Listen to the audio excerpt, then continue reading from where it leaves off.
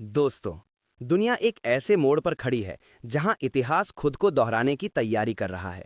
Welcome to world geopolitics. और ये कोई आम विश्लेषक नहीं कह रहा, ये चेतावनी दे रहे हैं दुनिया के सबसे प्रभावशाली निवेशकों में से एक रे डालियो। वही रे डालियो जिन्होंने 2008 के वित्तीय संकट से पहले ही सिस्टम के टूटने की भविष्यवाणी कर दी थी। डालियो का कहना है कि 1945 के बाद बना ग्लोबल ऑर्डर, जो सेकेंड वर्ल्ड वॉर के बाद स्थापित हुआ था, अब बिखर चुका है और हम प्रवेश कर चुके हैं इतिहास के सबसे खतरनाक चरण में, बिग साइकिल का स्टेज 6। लेकिन ये स्टेज 6 है क्या? डालियो बताते हैं कि हर साम्राज्य और सुपर पावर 6 चरणों से गुजरती है। पहला, युद्ध जीतकर नया सिस्टम बनाना।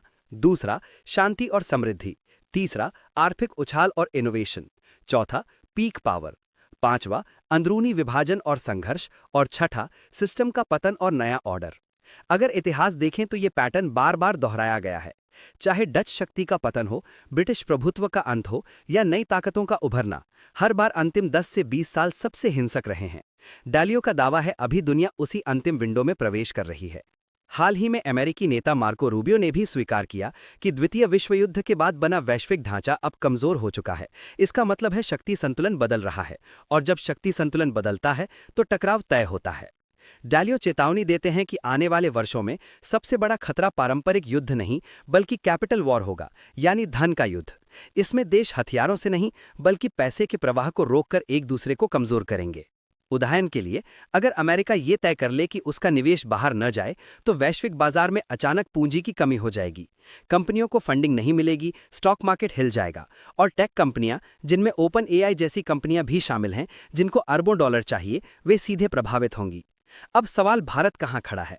डालियो का मानना है कि ऐसे दौर में पूंजी उन देशों की ओर भागती है जहां स्थिरता, विकास और भरोसेमंद नेतृत्व हो। भारत, जिसकी नेतृत्व कमान नरेंद्र मोदी के हाथ में है, इस बदलाव का सबसे बड़ा लाभार्थी भी बन सकता है, और अगर संतुलन बिगड़ा तो चुनौती का सामना भी कर सकता है।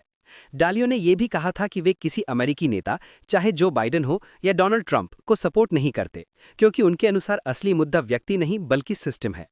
इतिहास की किताबें कहती हैं, जब पुराना सिस्टम टूटता है तब नई शक्तियां जन्म लेती हैं। तो आने वाले 2 से 3 साल सिर्फ सामान्य साल नहीं है, ये तय करेंगे कि कौन सा देश आने वाले दशकों का सुपर पावर बनेगा और कौन इतिहास का हिस्सा बन जाएगा।